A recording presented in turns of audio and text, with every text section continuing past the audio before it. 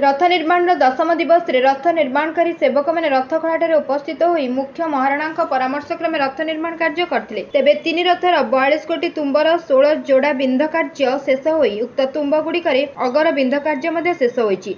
तीन रथर तुम्बगुड़िक पंदारी गाड़ खोदे कार्य आरंभ होईछि। आज सुधा तीन रथर 42 कोटी तुम्बरे 16 जोड़ा बिंध कार्य तीन रथ महाराणा सेवक माने शेष कला परे से तुम्बगुड़िक अरकंटा बाड़िया पई अगर बिंध कार्य शेष करछंती। तापरे तीन रथर मुख्य महाराणा निर्देश प्रकार उक्त तुम्बगुड़ी को भोई सेवक मान सहायतार सड़क करथिला। मध्याह्न विरति पर तीन रथर महाराणा सेवक माने तुम्बगुड़िक अख संजोग पई पंदारी गाड़ खोदे कार्य आरंभ करछंती।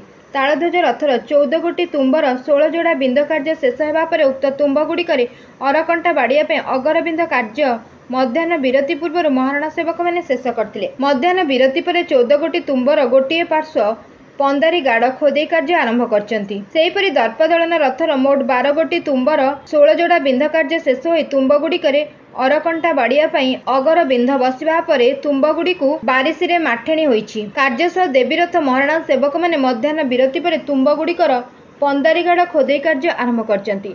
नंदीघोष रथर 16 कोटी तुम्बर 16 जोड़ा बिंध महाराणा सेवक मैंने शेष करबा परे उक्त तुम्बगुड़िक अरकंटा बाड़िया सहज होगा पई तुम्ब बिंध पार्श्वर अगर बिंध पकाइबा शेष करते। उक्त तुम्बगुड़ी को भोई सेवक मान सहायतार मध्याह्न विरति पूर्व तुम्ब सड़क कार्य संपन्न करते।